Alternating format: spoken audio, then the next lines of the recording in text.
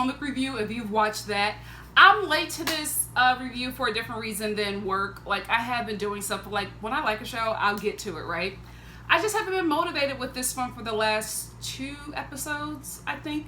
Just because with basketball wise, I hate that they do this, but this happens every season.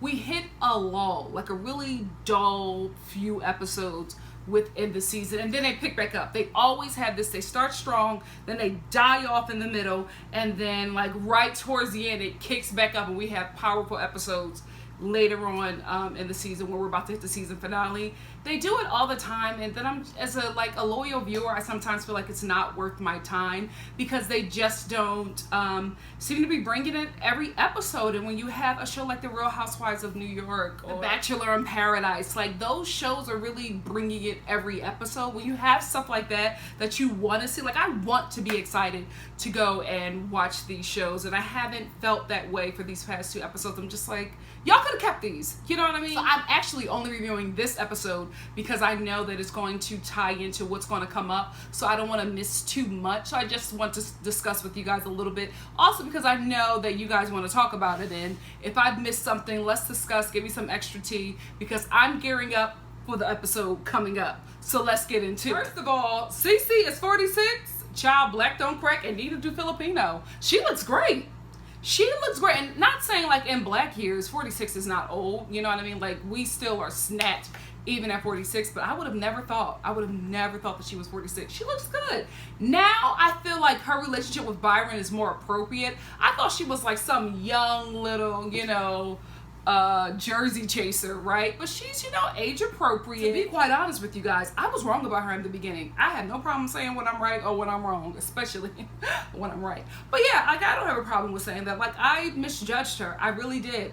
When this season first started, I thought she was so thirsty, but she has turned out to be like the level-headed one of the show. I do agree that she needs to start defending herself a bit more, but she just seems to make the most sense to me this season. I think that we need a character like that that's not popping off, that's not fighting all the time, that is has an even tone temperament, and also can, you know, clap back from time to time and, you know, get some things going, but not be too messy or too dramatic, because we already have characters like that. So yeah, I was wrong about you, CeCe. I like you on this show. I hope you come back next season. You can keep your little cousin though. Kristen, I'm done. We'll get into that later. Hell no. Let's talk about it now. Kristen, she's been working my nerves. She's been working my nerves since she got into it with OG. Because there was no reason for her to get into it with OG at the pool party. Like, no reason for her to buck up at OG when at the time, Jenn and Evelyn were dragging her every time they saw her. So for me, she already showed her cards of who she was when she wasn't barking back at the broads that were coming at her, but she was barking at people who were not doing anything or who she thought that she had something over. You know what I mean? So she was coming at OG and she was coming at CeCe, but she never said nothing to Jenn and Evelyn, who made her cry. She's been on my nerves since then. She's getting on my nerves even more. I don't care if CeCe was being shady.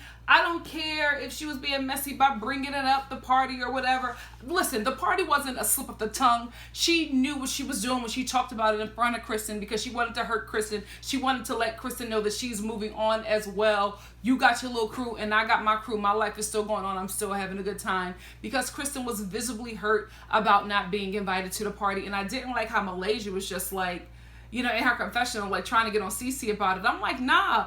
Kristen was the one who told CeCe and who told Jenn that her and CeCe weren't even cool like that. So why would she want to create or continue a friendship with someone who told someone that they just met that they were not that cool when they were calling each other family? CeCe has every right. So if she wanted to, you know, dig the knife in a little deeper to make her feel some sort of way, okay. She can do that. That's her party. She can invite who she wants. She can, you know, do whatever she wants to do with it because it's her party. And if she did not want to invite Kristen because Kristen has hurt her, that's okay. That's her right. I was for it. And I don't know why Kristen felt some sort of way.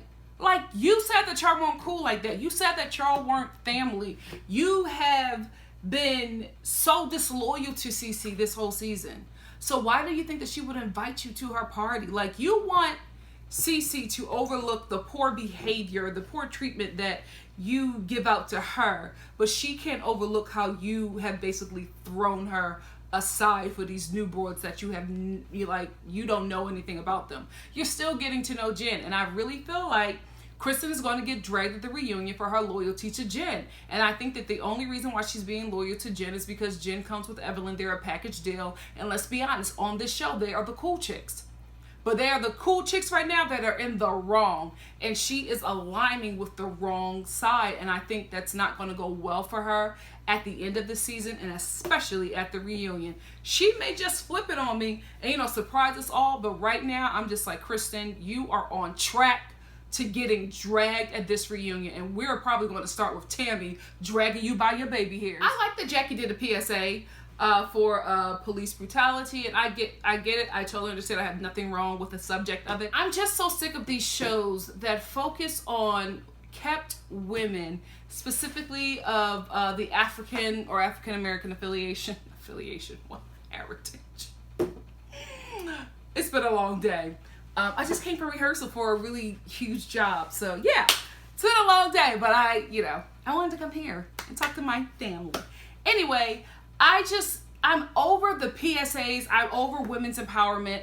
They need to find something else for these women to do. I just feel like all these housewife shows and basketball, all these shows focusing on this kind of demographic of women all have the same thing. I feel like they all get in a meeting together at some little ballroom and Kasha Hawken, and it's just like, okay, this is what we're going to do for all of these shows this season. Women's empowerment and PSAs. I'm done. I'm over. We need to find something else to do. Even if she wanted to do something about police brutality, she could have put on an event, an event showing community policing and, bringing the neighborhoods together and, helping us figure out, if you want to stop the police brutality in your neighborhood, this is how you do it. You have to vote here. This is the sheriff that is running. Something different. I'm just so sick of seeing the same thing on these shows. And I was over it. By the time we got to the PSA, I was like, here we go. Another freaking PSA. I'm done. I'm so glad Potomac didn't do it, but they gave me women's empowerment. I think that Kristen is messing up her check. Because not only is she defending Jenn to everybody, she's defending Jenn to Shaunie. Because going to Shaunie and saying, I don't know what's the difference between Tammy and Jenn. Didn't they do the same thing? Shh. You knew, sis. You knew. Shaunie ain't got no loyalty to you at all. She's more loyal to Tammy. She'll probably keep Jenn over you. Be quiet. Shut your mouth. Fix your relationship with CeCe and secure the bag next season. Right now, you're doing too much talking and you're coming up against somebody who signs your checks. So, I don't really want to talk too much about Malaysia and this police officer, just because I think Malaysia needs therapy. She needs help. It's so much deeper than police brutality. She has a visible problem, because I don't think that she was faking those tears of that breakdown, right? It was uncomfortable to watch. It really, really was, because we watched somebody have a literal breakdown. We watched her live through that moment where her brother passed away, and it was just hard to watch. And I guess they kept it in the season because it is something that happens. It is something that we should talk about. It is something that happened in her life. But my issue is I don't feel like these reality TV shows know how to handle a subject like that. Because even in this conversation with Malaysia and the police officer, I forget who he is, but the dude that does the community policing, the dude that's like a representation of what a cop should be. And to be quite honest with you, he's only a good cop because of the black woman on his arm. It's always us. We always do the dirty work. Anyway, the conversation that they had, in my opinion, was a whole lot of nothing. They were saying buzzwords and, kind things, very PC things, but they didn't really touch on the core issues concerning police brutality. Because if you're going to talk about police brutality and not talk about racism, especially when it's concerning black people and white police officers, I don't think you should talk about it at all. Or non-black police officers. There's so much going on there. Malaysia's brother was slaughtered because there's no fear there. There's no consequences for taking a black life. So I don't know. I'm not going to talk about it too much because I don't, this isn't a serious show, but I just felt like I understood why they kept it in there. It just didn't, I felt like it missed the mark. It missed the mark. It did explain Malaysia's story, but their conversation just was, it was a whole lot of nothing. Kristen is just so involved in defending Jenn, and I'm like, you're still getting to know her. This isn't your fight. Why are you getting involved? Is it because you want camera time? Now, if that's it, okay, I can get where she's coming from. But if it's not, I don't understand. You don't really know Jenn, and at this point Jenn is depending on you because you're basically the only person who will really film with you, because quiet as it's kept, Evelyn don't want to film with Jenn. One, because she knows she's on her way out. Two, Jenn really hurt her. She really hurt her. But one, Evelyn knows that she hurt her as well, and she probably did far worse. But that still doesn't take away from the fact that this is all really fresh to her. This information that she found out that Jenn did to try to take her down, it's still really fresh. It still, you know, hurts her. And also, she don't want to mess up with Jenn, but she also don't want to be around her, because somebody who can conspire with other people to destroy you is not really somebody you want to spend, you know, day in and day out with. The trust isn't there, you know what I mean? So I totally get Evelyn not wanting to film with her. She ain't that busy. She's just making excuses for why she doesn't want to film with Jenn. So at this point, right now, the only person really willing to film with Jenn is Kristen. Even Jackie. Like, Jackie will give Jenn a half a scene or two, but she don't want to align herself with somebody who is quite possibly cut from the show. You know what I mean? Who's on Shaunie's bad side. She don't want to seem like she's too much of an ally to Jenn when she knows that Shaunie is like, I'm done with this broad. So it's sad to say, but simple Kristen, it just don't even realize that, again, she's being played. Sis, wake up. Now, if you playing the game, I respect that, but right now I just don't think you have the wherewithal to be playing the game, especially not with somebody as messy as Jenn. Because Jenn is the type of person who you think you playing her, but she has played you 3 times over, and by the time you figured out that you've been played by her, she's out the country. She's out the freaking universe, you know what I mean? She's that good. So I don't think that Kristen is smart enough to know what's really going on here. You're only filming with Jenn, or Jenn is only pulling on you because she don't have nobody else. Sad. She did say that she was alone in the world. She felt that she was alone in the world. But since you wouldn't be alone in the world if you weren't so messy. You gotta stop being messy. Jenn, it's you. It's you. Even though you're going through this whole situation with Shaunie, you're still talking about receipts. You're still putting the blame on other people and not addressing the fact that this information wouldn't be out there if you would have never said it. You started this, sis. Who cares who repeated it? You said it. I don't like Shaunie being on the show because I feel like the woman bowed down to her. I don't think it's fair. I don't think that it's equal, and that's always been my problem with her being on this show, right? But I love her messy behind. I love how messy Shaunie can get, because Kristen doing all this talking about, oh, I don't know what's the difference between Jenn and Tammy when Tammy ain't there. Soon as Tammy arrived, what does messy Shaunie do? Kristen, when you said that you don't know what the difference is with Tammy, like, here, let's talk about it. Remember what you said? Like, right in front of Tammy, and you know Tammy is already ready to pop off. You know Kristen is a punk. No tea, no shade. The truth is you're a punk. So she's scared, and she's looking at, I'm telling you, how she was talking about Tammy in the Jenn situation. It was so cleaned up in front of Tammy. Like, no, I was just saying. Even her voice changed. It got a little higher, a little bit more innocent and mousy. No, I was just saying. I just didn't understand. And Tammy was like, oh, you didn't? Okay, well, let me explain it. You know how Tammy is. But I was like, Kristen, why even say anything if you can't back it up with the same chutzpah that you said it with when the person wasn't even there? Thank you, Messy Shaunie, for even bringing something out of this lackluster episode. This was worth it. Spoke too soon. You know what was worth it? Jenn. Jenn talked about that crack phone having all these receipts. Then she is finally in front of Tammy and spewing out her lies. She lied so good, I was even believing it. Even though I knew she was lying, I was like, maybe she is telling the truth. So she and Tammy are going back and forth. She's like, no, Tammy, you said it. Tammy was like, what? I never knew that. You said that. You said that in the text message. Jenn, what date was that? Because I got my receipts too.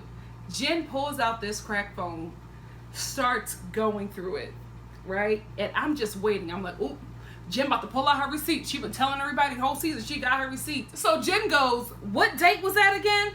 Oh, the 26th? Okay, let me see. Oh. This stops at the 27th. What?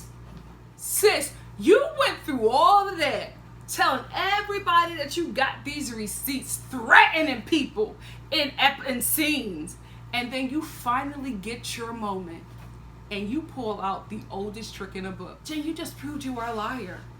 Why didn't you just shut up? Why didn't you just... I feel like Jenn should have just been on an apology tour, like a real humble apology tour, and just really try to show remorse, even if you ain't feel it, sis, at least so you could probably secure another season. Show remorse, do some fun things, like do something where, like, you know I caused a lot of drama within the group. I was hurt back then. I'm so sorry. I wanted to do this for you ladies because what I did was not right. It was wrong. Shaunie, I sincerely apologize. I was singing Red. I didn't care who I hurt, even if I was hurting myself, which I was. I didn't care. I was so hurt by Evelyn. I was heartbroken by her. I wanted to harm her by any means necessary. I was young and dumb then. I'm older and wiser. I've experienced some things. I've lost my parents. I know how special this group is, and I'm sorry. I wasn't even thinking about the long run and how it would affect you. Evelyn, we've made up, we've moved on, but sis, I apologize still. I was wrong. That wasn't right. Malaysia, I was seeing Red. I wasn't even thinking. And now that I look back at it and even singing You're Hurt, I feel bad that I was even thinking about using you as a weapon to hurt somebody that I love. I was using somebody I love, or trying to use somebody I love to hurt somebody that I love dearly.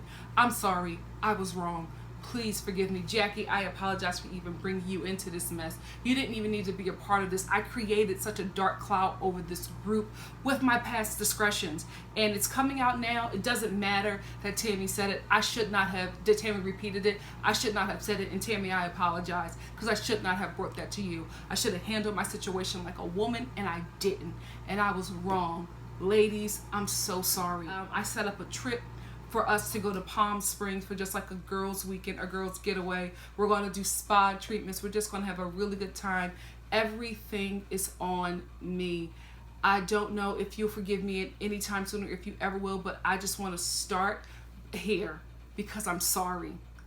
Will you guys come on this trip with me? So, like, I just, off the top of my dome, just thought about that. That would have been so much better than this, oh, I got receipts. Oh, I got receipts too. I'm not the only one who was talking, messing their threat.